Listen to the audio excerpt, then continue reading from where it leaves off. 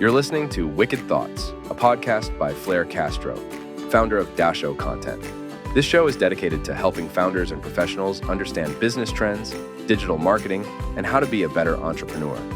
In Season 6, we dive into a dash of AI in marketing, exploring how artificial intelligence is revolutionizing the marketing landscape.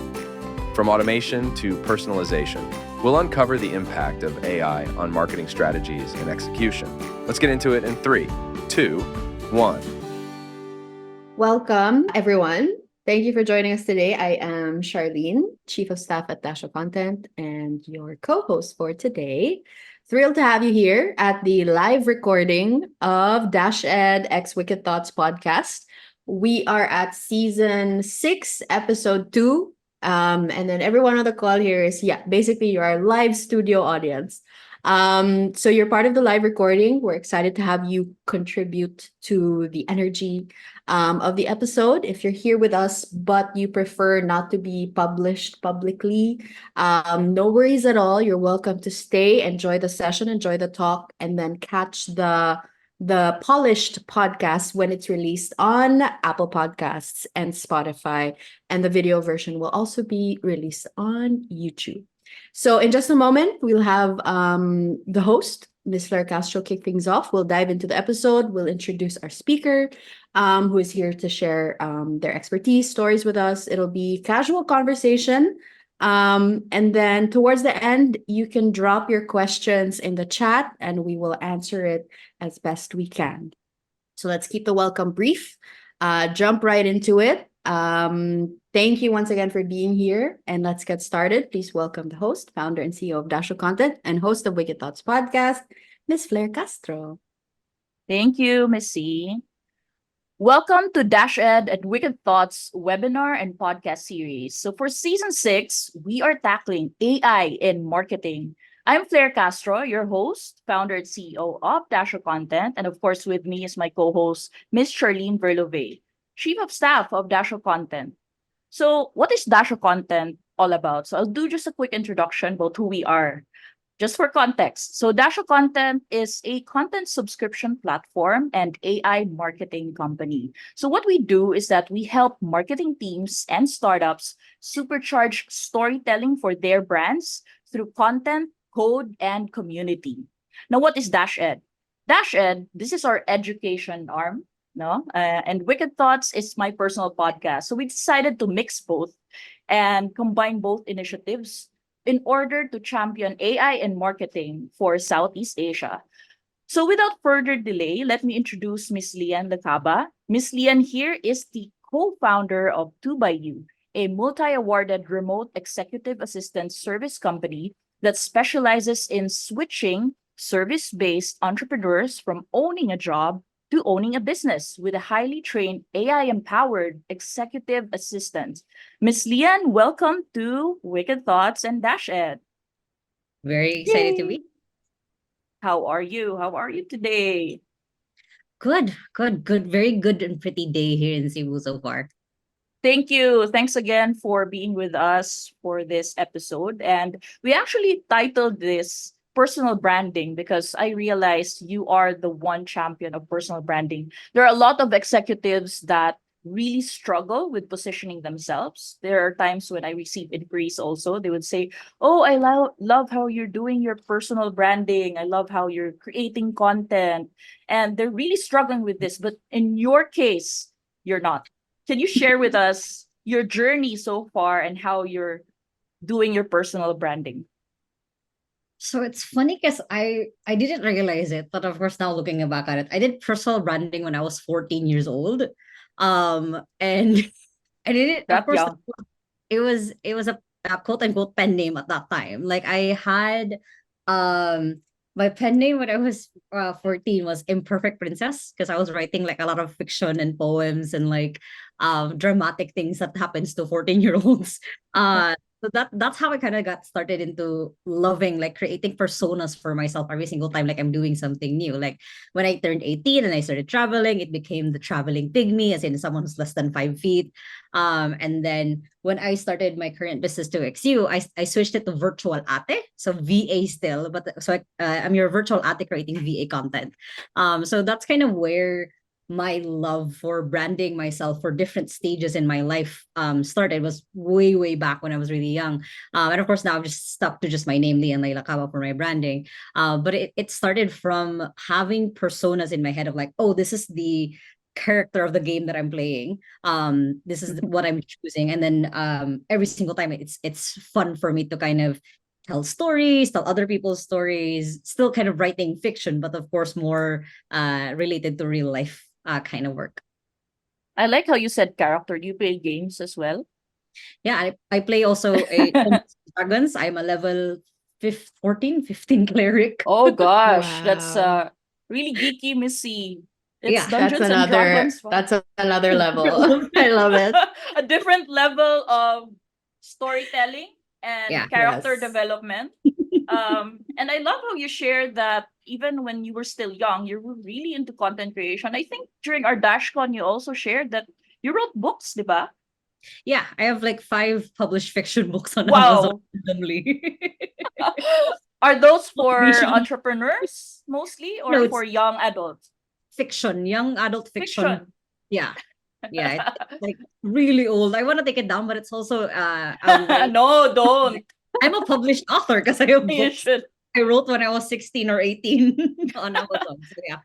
That's good portfolio right there, definitely. Diba? So sorry I mentioned 2 by you. It's actually 2XU. That's the name of your company. So how did you go about starting your company? Can you share with us the journey and how you started this?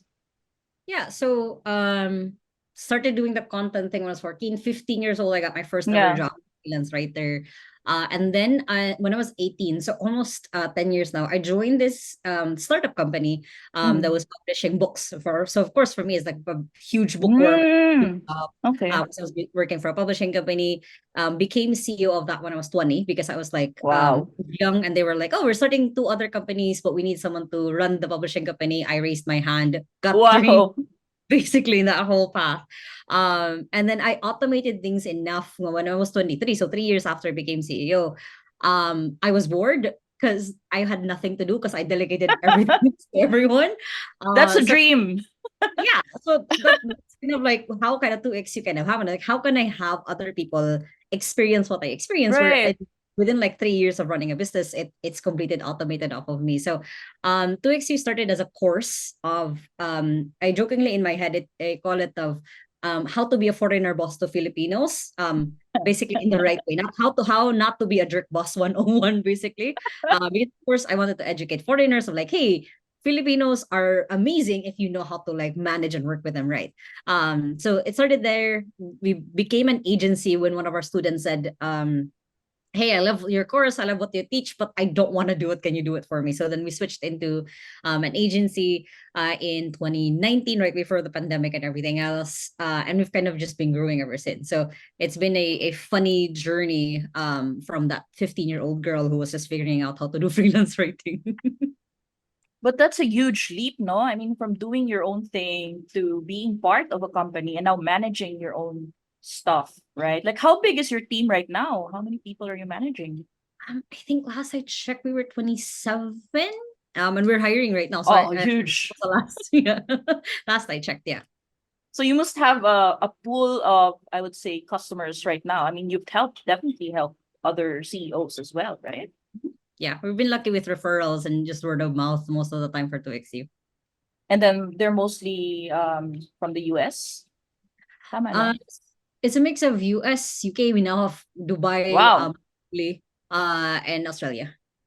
Right. And since are you all working remotely? You mentioned you're working with remote teams, right? Yep, yep. All of them are work from home, most from Cebu, but we've started hiring outside of Cebu as well.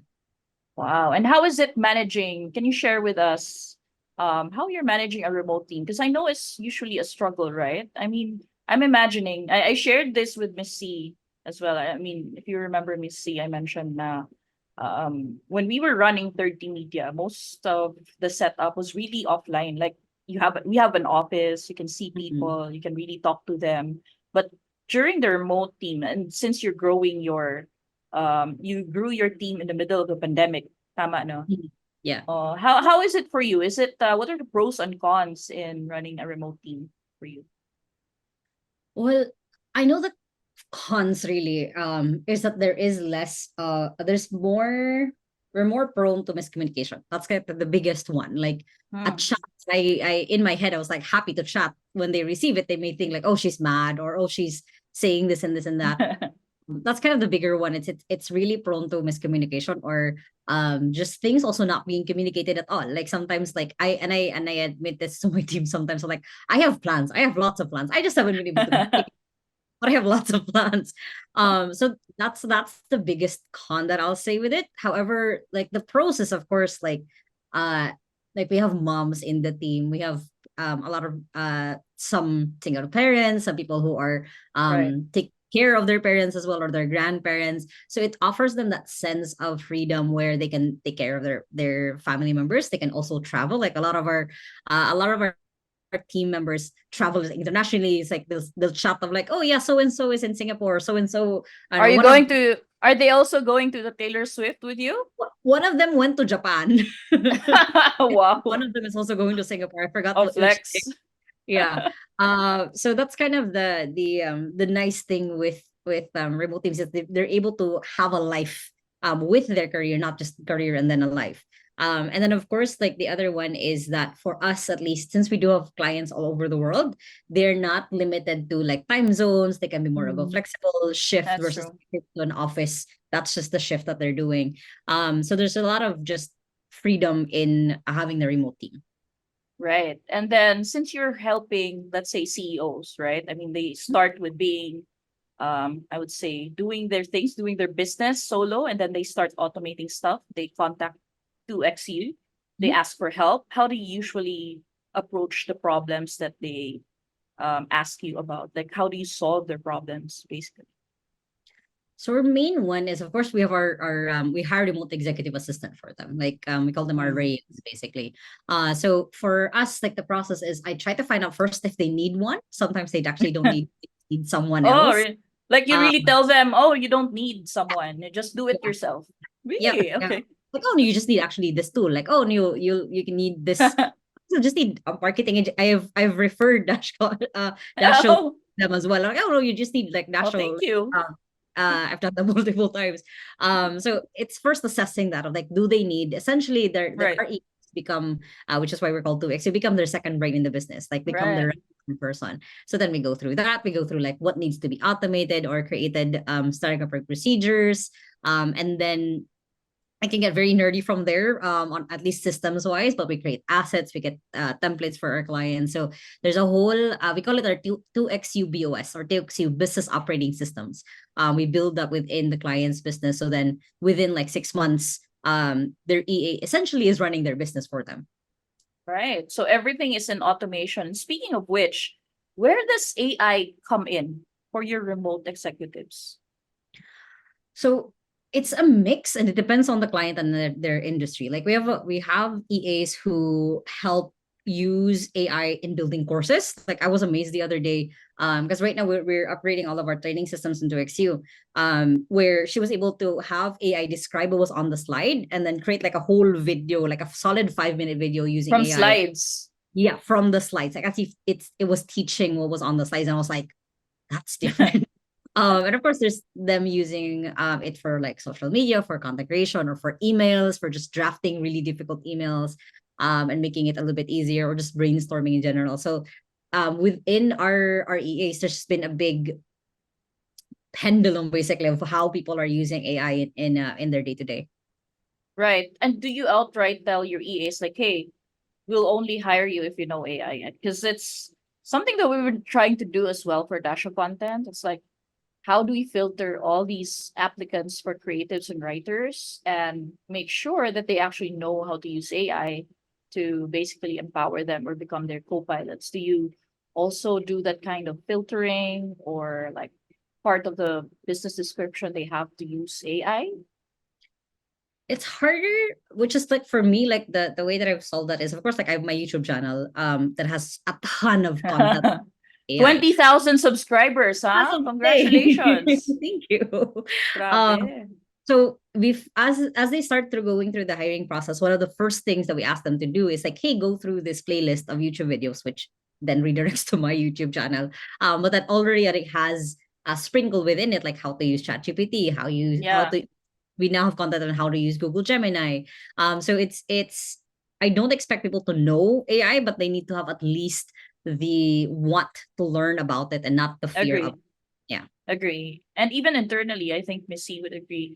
We actually asked the team to have at least one AI tool that they know how to use as their Exactly. co-pilot.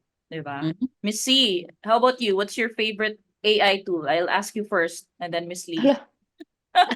Right now, there's one that our teammate Jim pitched to us the other day, which is Vid.io, and I've been Yeah. exploring that. Mhm. Yeah, that's I've been having fun exploring it. Yeah. It Feed.io. Yeah. How about you, yes. Miss Lee? I still stick to the basics of ChatGPT, but I've fallen in love with Google Gemini as well. And I guess like we're also currently right now exploring make.com for automations. We're just What was automating that? make.com. It's kind of like an upgraded Zapier, basically. Oh, Where it I should look integrates that up. yeah, it integrates into ChatGPT really seamlessly, and that's what we use for almost everything in recruitment. So I'm starting to go through operations and seeing what else we can apply make.com into. But yeah. All right, we'll look that up actually. I haven't heard of that. But you mentioned Zapier. So, of course, Zapier is going to be like at the core of any automation, Yeah. right? And you use ChatGPT. Gemini, to be honest, I haven't really explored it, but I figured it's just going to be another chatbot, you know? It's funny because like you would think so, but I think it's because it's Google. It's a little bit more Yeah, casual yeah. conversation versus like ChatGPT is a little bit clunky, a little bit too formal sometimes. Mhm. Yeah, yeah, yeah. Versus Gemini, I use Gemini instead of going to Google, I go to Gemini nowadays of like, hey, can you find me what this? Huh. Yeah, so I've been using more Gemini on it. Okay, I'll try that out because I think the other day I actually upgraded my account just to test it out because you can do Mhm. that on Google Workspace, right? Like you Yeah, can yeah. choose the people who will use Google Gemini and then just deploy it across your system. But I've been waiting for it to pop up either on my Gmail or Google Drive, and I haven't seen anything yet. Like, when I does got it free pop up? access. I got access June last year. What? Like especially because I'm always an early adopter That's of things that unfair. I did. Why So can't I I had access access like June, July last year already.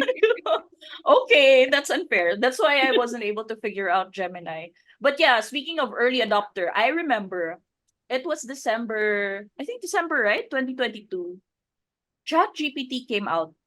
Um it was released, X, Twitter was all over the news. It was mentioned often that this is going to revolutionize everything that we do. Like AI is now consumerized. You can see Mhm. different use cases about it. But while I was geeking out with my son. I was like creating mini apps, just to test it out. I was creating articles. And you were the one, you were one of the first ka-geek out ko about AI. So what was the feeling? Like, I want to go back to that feeling where you're geeking out about a tool that's really, holy shiz, this is going to change a lot of things. What was Mhm. your initial reaction when you saw or used ChatGPT? Because I want to relive that moment, to be honest. Well, it It's was epic. funny because like so the startup company that I joined, but basically when I started 2XU, I just partnered with my boss to start it. And Right, in yeah, yeah. um company plans, we have a tree basically. We call it the company tree. And we have like the different companies that we want to start. One of them has always been there, has been AI. What? So we're it was this is like 2015 when we made that tree and we had AI on there for the longest time. So like the moment ChatGPT came out, the first reaction was like, oh crap, it's out. Because True. as someone who runs a essentially a virtual assistant agency, Yeah. people were like, oh, VAs are gonna be the first to be replaced, blah blah blah. I was like, oh crap. And then the second was like, the faster we can adapt to this, the faster that we're going to be the ones who are going to be on top. So like, of course, Yeah. Branding, I changed immediately to XU, to like, we are the AI enabled EAs. Oh, That was actually diba? thing that I did. And then I remember I spent like 20 hours on it within like 3 days. Because I was testing out anything and everything that I could with it. Because of course, like within like a week of ChatGPT kind of being out, I started creating content on YouTube on it. So then other people, Yeah, I remember that. And even yeah, TikTok. We were creating like yeah, how-tos on TikTok yeah. even before anyone created any of those. No one even knew what it was. People, Diba? one point people thought it was a scam even. It was just funny. Um, and I remember that feeling that you're describing of like, oh, this is so cool. Like, oh, it can do that. Like, Yeah. can expand on an idea that I wanted, or it can rename. I asked it at one point to give me domain names for a brand I was thinking of, and it gave me really good domain names that I could buy off of online. So I remember that of like, oh, it can generate things faster than if I just went to Google and searched for like ideas. It would take me hours. ChatGPT just did it to me in seconds. So I remember that feeling for sure. But did you like the output before? Because I remember ChatGPT when it came out, it was really smart. I mean, you can see the iterations when it changed to GPT-4, diba? We Yeah. started with 3.5 and then it upgraded to 4. And then we Yeah. can see like, oh, it's actually smarter. It's a smarter LLM than 3.5. And then they started like tweaking it so that the results are not as complete as before. I don't know if you noticed that actually. Hmm. Like the results Definitely. are worse. Mhm. It really changed. Like, yeah. So, did you have that feeling where, yeah, I know you mentioned as VAs, as remote executive assistants, you have that feeling like dread, diba? The feeling of Mhm. dread that you might be replaced. I mean, we had that feeling as writers because, like, to be honest, if you would look at the data, copywriting jobs have really declined ever since the release of ChatGPT. And I do know part of the remote work that you do is also content writing, right? Mhm. Um, but on the other hand, like, yes, we will be automated, jobs have decreased, but Mhm. there's a lot of talk about the quality of the output of AI, right? So, in the with that, what's your favorite parang blurby AI term that you Oh really my just god. don't want to use?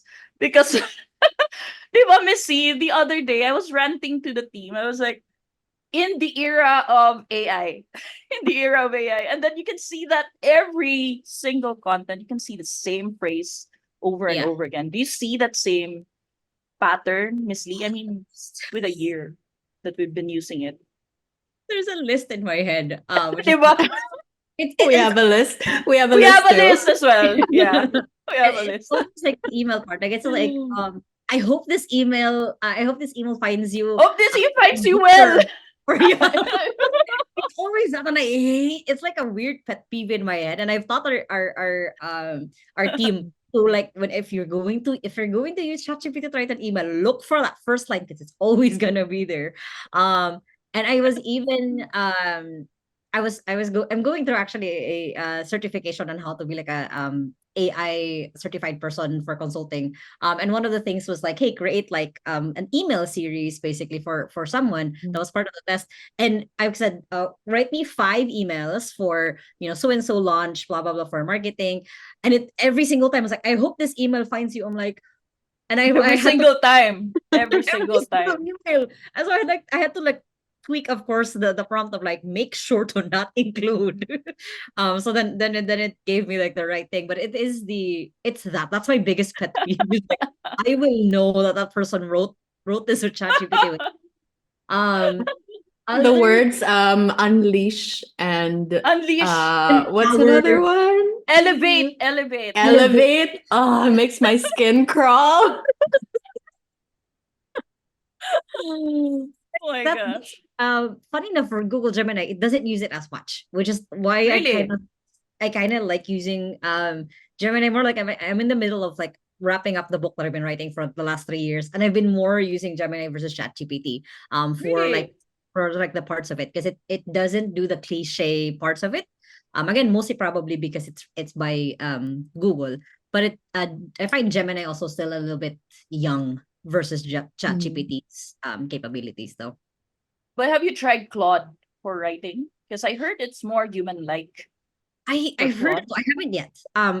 I've restrained because I'm educating people how to use like AI. I've restrained Right. any software just so then for like Gemini and ChatGPT, it is free. So then they can it's And it's easily common as well. Yeah. yeah. So I haven't yet, but it's on my list to check out Claude. Yeah.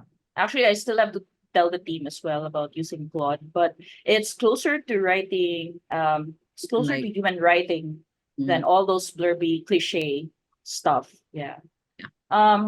So ayun, I mean, since we're talking about personal branding and I mean, what are the common problems of the CEOs that approach you? Like, do they ask you about personal branding, or are there specific things in their like business ops that they're really more attuned to than more personal branding?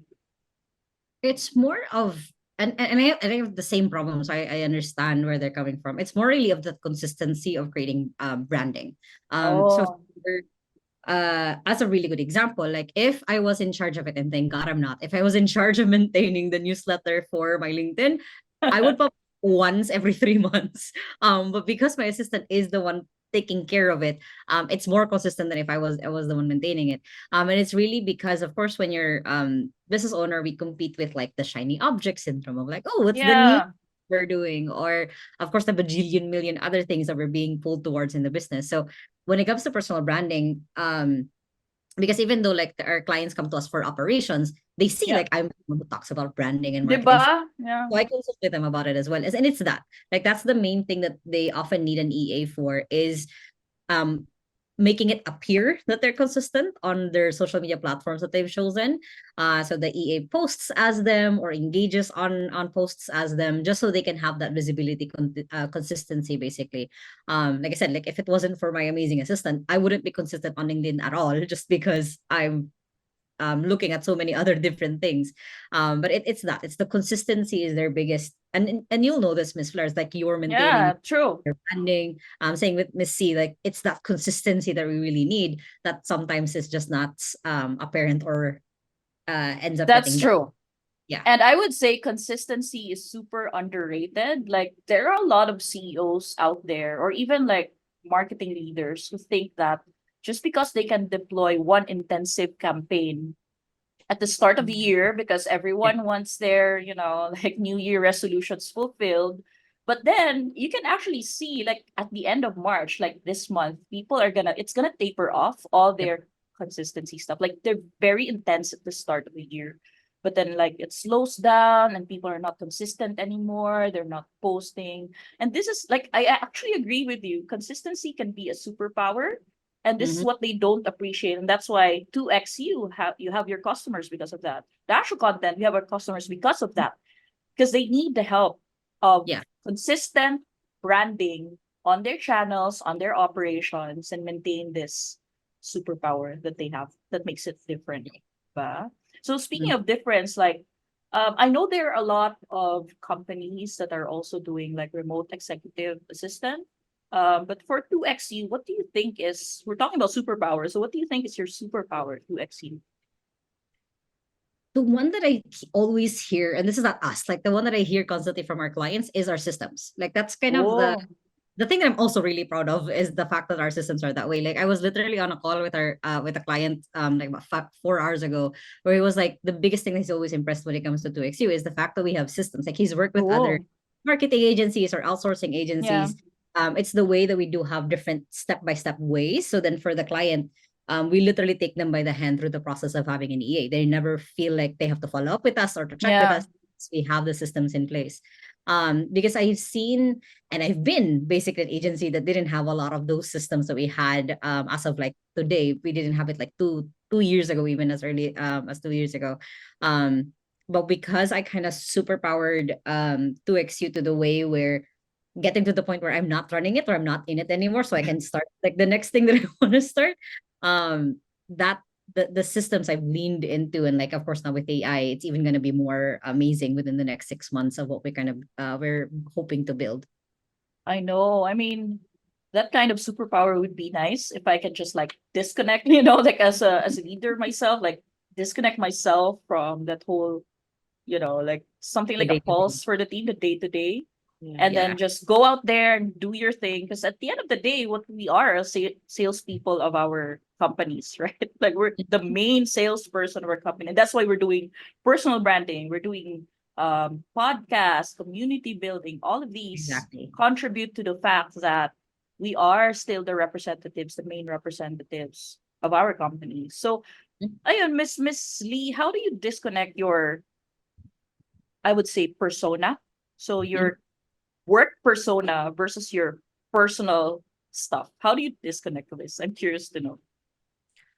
So for me, I have a same. I have systems in place. On Wow, uh, everything is so systems. yeah, I kind of just got really addicted. So as a really good example, like other than for special occasions like this, like my Wednesdays afternoons are usually off. Like everyone knows that I'm not contactable because I know my Monday and Tuesdays are like filled with meetings. So I need the Wednesday buffer. So then To breathe, yeah. yeah, Thursday, Friday, I'm back to just focus work instead of just being in meetings all day. So that's one. The other one is I have a pretty good routine to start my day and how I end my day. That way I know that I'm about to turn on my persona and when to turn off the persona. It's really hard. I used to be, and it was such a chronic thing that I had to like always chastise myself. I would open emails right before I go to sleep. So if I would get an Oh email my to make it gosh. stressful, I can't sleep anymore.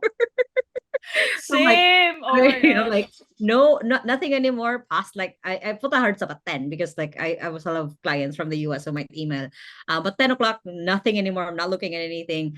So I have different ways that I can turn it off. Plus, like I travel a lot. Like I just came from Ormoc and I'm going to Singapore and then like I'm going to Taiwan. I'm going to like different places planned out because I know those are times that I can switch off and kind of just create content about my life, but I'm not active. I'm documenting instead of creating, as Mm. Gary Vaynerchuk will say. So yeah. So you're saying that you can actually mix both personas, right? Like your Mhm. work persona and your personal. Because a lot of CEOs, I think, they don't know how to either separate or mix both. And it's a constant struggle for them. They would say, "Oh, how do you do that? How do you even talk about your personal stuff versus, being the salesperson of your company?" And it's a constant struggle. What do you usually advise your CEOs, your customer CEOs, your clients on how to separate this? Is it the same with you? Like build systems or not even talk about it? Maybe that's potential advice. I don't know. I think for me, because I kind of in my early 20s, I kind of grew up with Gary Vaynerchuk's document don't create mindset. It's easier Oh, to do both. To have mm, my life be documented and put out there at the same time, of right. course, you can switch to CEO mode, basically. So for example, like I talk about all the time of like struggles that I've gone through with mental health, things that I go through with my family or with my friends, basically, and I Yeah. make it part of my content of like or like the other day my when I said like, oh, I'm gonna be off on Monday, is that okay with everyone? And everyone's like, yeah, we've got this. And that almost made me cry of like Oh, like I'm gonna I be want off. to get to that point, Miss Lee. I want to get to that point where I will cry because everything is not like set. But It's like a ultimate parang reward for you, diba, as a leader that yeah, everything is now running without you. yeah, everything is okay. But I wrote about it. Like I because I am blessed of the itch to write whenever I have something that in my head. I just write about it. That's how I process most of the things. And then I use that content and I post it into LinkedIn and Instagram and Facebook and everywhere else. And then people like seeing that. People like seeing the journey. So I Yeah, kind of that's true. adopted and embraced that 100% as part of like, oh, this is that's why it's not anymore virtual ate. That's why it's not anymore traveling It's teammates. just Lee. Yeah. Because this is Leanne's journey. I actually agree with you. And then there's a criticism because I mean, in the startup space, they usually, I notice a lot of founders, they don't post a lot. So Mhm. sometimes I have that question in my mind, like, why are they not posting? Is it because they don't know how to write or create content, or maybe they're hiding something? So sometimes I get curious about that, but then I realize, like, for us, right, like we need to promote our own companies. I mean, we're running a market for us, we're running a marketing company in the first place. So we do have to create content that basically is a mix of both personal and personal and business. So it's a constant struggle, I would say. So I agree with you. So yeah, I mean, with the stream of content creation tools right now, one of the platforms that your favorite would be YouTube, right? And then the other is TikTok. So you're Yeah. mostly into video content. Mm-hmm. Tama ba? Yeah. How do Yeah. you become so confident in front of videos? Because I'm struggling with this. Like, I freaking hate videos, to be honest. Like all the Miss Lian, preparation. the team has been trying to get Miss Flair to do Talking Heads videos. And for the past 2 years, I feel like I've only gotten her to do it once or maybe twice. I think the other time Beyond that, I even wala. pressured her the one other time. You were the one who pressured me. Diba? I think yeah, on one of our events, you told me like, okay, just record something, like right here, record something. I was like, oh, I'm so pressured. So wait, this Miss Lee's in here. Wait, Oh. am I back? I don't know where Okay, I I you're think back. you're back. You're back. It's like everyone froze. It's probably me. You're back. Don't worry. Okay. Where were we at? I lost. I like how do you oh okay. Tech props. Sige, let's wait a bit for Miss Lee to come back. But yeah, I mean for the visitors and guests we have here, do you have questions about personal branding and the AI that we can answer while waiting for Miss Lee? Who do we have here ba? We have another Lian and Mark and Mary Grace. If you have questions, feel free to use the chat and then we'll ask our guests their questions. And Miss Lee is back. Hi, Miss Lee. I think it's because my internet on its own switched Wi-Fi. I'm like, why did you do that Why exactly? on your own? Hey, there you go. Yeah, so we were asking, how do you manage to create so much videos that we are so jealous about your whole process? How do you build that confidence to be in front of a video, like a camera? I think the beginning of it, so like joke I always make, and because it's true, because I'm a big introvert. It's like I would Oh, rather I won't believe that. I don't believe that. I know Sorry. because like I turn on the Leanne persona basically every time like I discuss like this, I do webinars, I turn it on, but like most of the time I will just be in my room reading my Kindle. Like my Kindle is right here because then after meetings I will just read. But like the way that I have it is a lot of it did come from practice. So I did it where I had it Oh. videos basically for every single day for 100 days. That's how I got out of it because I have a picture somewhere of my business partner pushing me towards the camera because I didn't want to be on camera for our course for 2XU because I was that shy. Like he physically put me there and said, What? introduce yourself. I'm like, how do I Stay. introduce? Yeah. Stay. So that is kind of partly where I started, and then I did it to my phone, and then I got comfy talking to the phone, and then I got a second-hand Canon camera when I started on YouTube. It's the same camera that I still use to this day. I got used to like talking there, and then I when TikTok started coming out, I switched to going back to my phone again. So it kind of just became a habit at this point where I'm just kind of Mm. talking to a camera. I'm not really talking to an audience just yet. And of course, once the pandemic opened up again, I started speaking on stages, so I have to be comfortable on that. But a lot of it was that I thought of it now as one a system. So it's just part of my habit of like I know on Monday, Tuesday, Wednesdays, I will record videos ahead on my Oh. YouTube. And then on TikTok, if I do want to create content, I will batch it out basically for the month. So then I'm just posting Oh.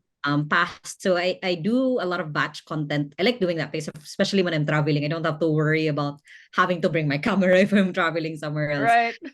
But the batch content creation does help. So Then I'm that's yeah. your secret. It's the batch content creation. So Yeah. I feel how like much it also always goes back to consistency and yeah. systems with Yeah. you, Miss Lian. I love it. Yeah, exactly. How long does it take for you to do a batch of videos? So when I say batching, it just basically means that I'm filming every day versus like just once a week Ah. it needs to come out. But I know like for example for February. I created all of my content in January because I was moving and I just moved to my new place. So I knew my background was going to be different. So I already created everything ahead. So I just filmed every single day, or sometimes like I'll put on a shawl and then because the camera will only take that. It looks like I changed outfit as well. So at most I'll do like 3 videos a day if I know I'm in a rush that I have to like batch a lot of things. Or if I'm creating content for like a course or something, like right now I'm creating a course. I'll just have the one shirt that I'm using for everything anyway. And I can do like 6 to 10 videos a day for like 5 minute increments. So it really depends on what I am creating. Okay, I'll take note of that. Like different shawls, Yeah. different. Okay.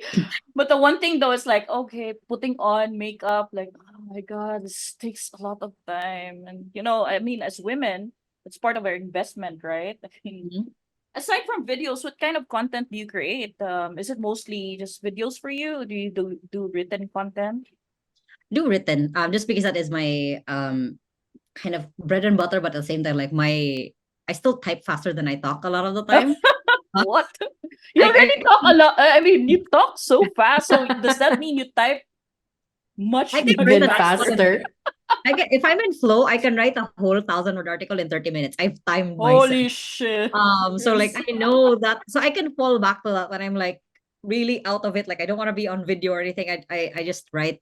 Plus I've also like mastered how to type fast on my phone if I'm really inspired and trying to write down something. So it is video and written content for me. Like we pushed out our newsletter for 2XU, and then I wrote different newsletters for applicants and for clients. So it's still there. Like it's still my favorite thing. Versus for video, it kind of is. I know in my head I have to turn on the persona, versus writing I can just do free flow. Mm.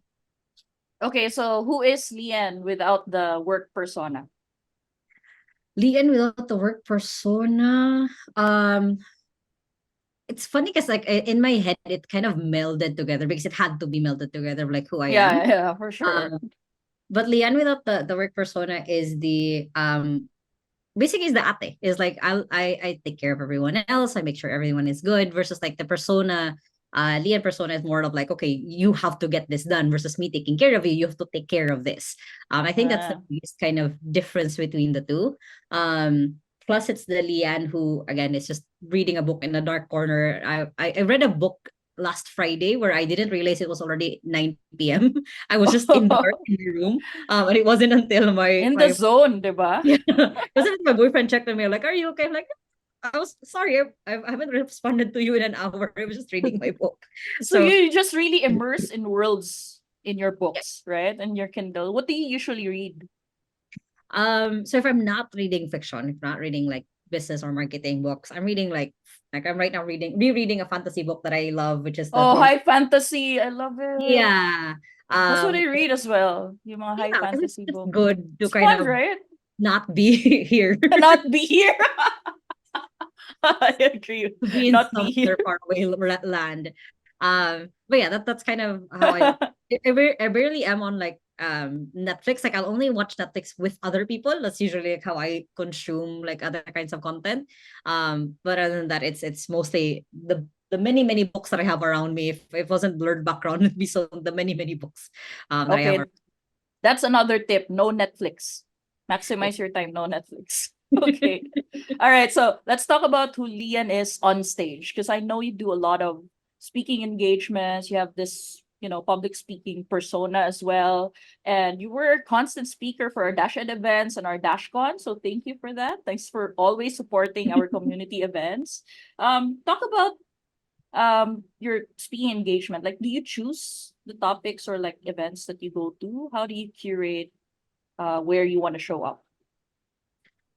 So when I was beginning, and this is 2019, the very first time that I was on a big stage was for WordCamp Cebu. That Mhm. was like 300 people, and I was like really really nervous. And it used to be that before I would go on stage, I could not eat anything because I might puke. Oh, Or I would get sweats, or until this day sometimes I will need to use the bathroom oh uh my gosh, that's so before, me, actually. before I know about, like, even I get anxiety. over. Grabe, Yeah. miss. As in. Yeah. So I used to just apply for a lot, anything and everything. I would say open for speakers. I would apply for everything. Now I am a little bit more selective about it, just because like I can Right, yeah. portfolio already. So like I'll still do some WordCamps. I use it's just funny base, but I don't know most people know this already about me, but I use the WordCamp, the WordPress Yeah, the word camp. conferences Yep. that they have. I use it as an excuse to travel. Like, that's what I did The last last year. time, where was it last time? Thailand, right? Oh wait. Yeah, Thailand. They're doing it to Taiwan this weekend, but since I was doing Taylor Swift, I didn't apply. Also, you had So, to choose between Taylor Swift or Taiwan. yeah, Okay. And you chose Taylor Swift. of course. Wow. God Um, mode.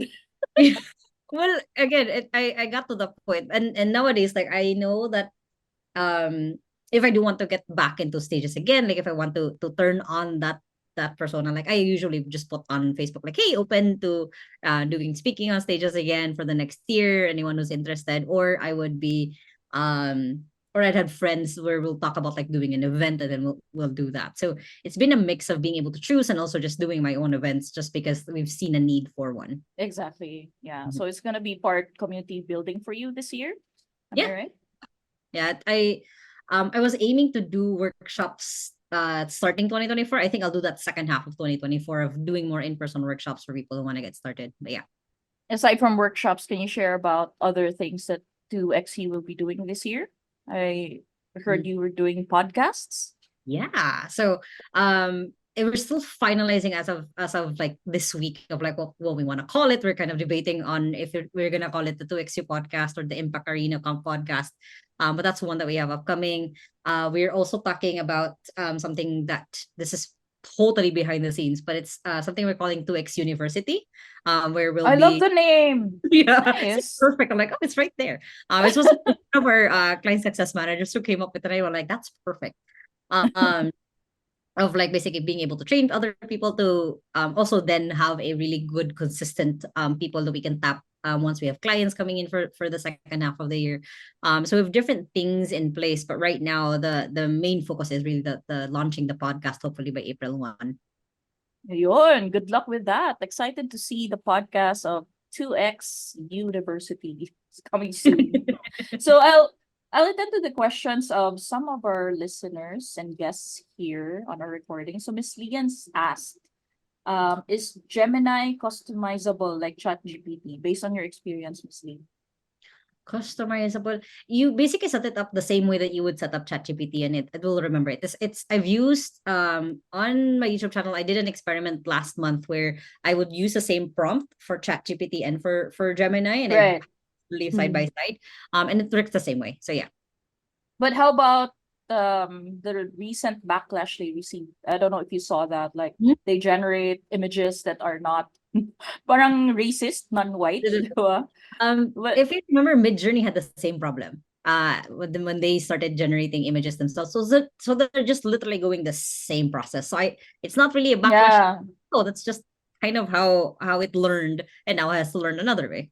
that's true. I agree. So since AI is still technology that's being developed and still innovating, how do you stay up to date with recent developments? Can you recommend website, newsletters to subscribe to where I want to know about the latest stuff about AI? I'm subscribed to a couple. Of course, Dasho Yeah. newsletter. I hope Um, that was helpful. very much so. I have looking at my emails even. One is Morning Brew. Um, that I follow. I love that. I Yeah, actually follow Morning Brew. Yep. yeah, because they have just right in the morning when I wake up, I see the morning brew. I'm Agree. like, okay, I'm kept up to date.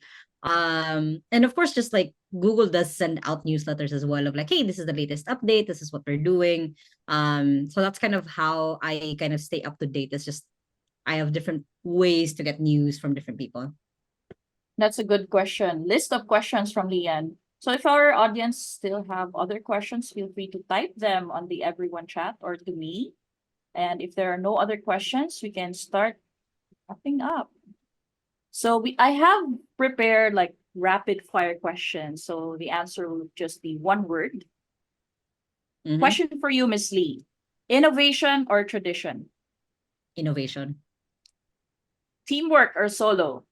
teamwork, AI or human creativity? like Oh, rebel versus Hello. again. AI or human creativity? Still human. Still human. Why is that? I'll let you expound this time. Well, kind of like what you were talking about earlier of like, yes, there's been a drop in like copywriting because like I'm a copywriter at heart. Copywriting jobs, there's still the qualities in there because you still need to have the foundations of copywriting to Right? know if the output of AI is good or bad. Same thing with graphics, same thing with video, same thing with every single skill that AI will replace. You still need to have the basic foundation knowledge to know if it's good or not. So that's why I'm still saying it's still human because we're still the prompters, we're still the quality checkers before whatever AI. Exactly. I super agree with you. Yep. Outsourcing or in-house? Outsourcing. Of course. Risk or stability? Risk. Okay. And last one, visionary or pragmatic? Ooh, really good one. I would say visionary, just like at my core, visionary. And do you want to expound on that? Why visionary? So one of my favorite books that I always recommend for anyone who wants to become entrepreneur is the book E-Myth by Michael Gerber. And it talks about it was one of the first books that switched me into the Mm. entrepreneur mindset. Like before that, I thought I was like always going to be a manager. I was going to be always the pragmatic, basic person. And E-Myth helped me switch to like, oh, this is what it means to be an entrepreneur. Um, and the thing is like you yes you do need both the visionary and the pragmatic person to kind of run everything else, but when you have the visionary you are able to move forward, you're able to grow, you have something to move towards, versus pragmatic is you're kind of maintaining things, which is again needed, but then it can come after the visionary to kind of maintain the systems. Okay, that's a wonderful answer. So I'll let you pitch, Miss Lee. What are the things that we should look forward with 2XU this year? Anything you want to plug, your website, your personal channels? Go ahead. Yeah, thank you. So one is we are hiring into XU, so we're looking for amazing executive assistants to join our team. We're always going to be looking for them. So it's just 2xu.com/careers. So for that one, other things is we have the podcast coming up soon. I am fingers crossed tightly that I'm gonna finish the book that I have been writing for the last 3 years. Woo! How to get started with a second brain assistant. So I have that coming out soon as well, and then the rest is just like as we're going into Q2, I'm more focusing again on getting like more speaking engagements, speaking on stage. So I'm excited about that as well. And that's Miss Lian Lacaba of 2XU. Thank you so much for being our guest here at Dashed and Wicked Thoughts. Bye! And that was the latest episode of Wicked Thoughts. Make sure to subscribe and join the host on The Wicked at thewckd.com. Thank you to our sponsors, the company Cebu, Third Team Media, Dasho Work, Dasho AI, and DashoContent, a content team for your marketing department. Tune in for more wicked conversations right here at Wicked Thoughts.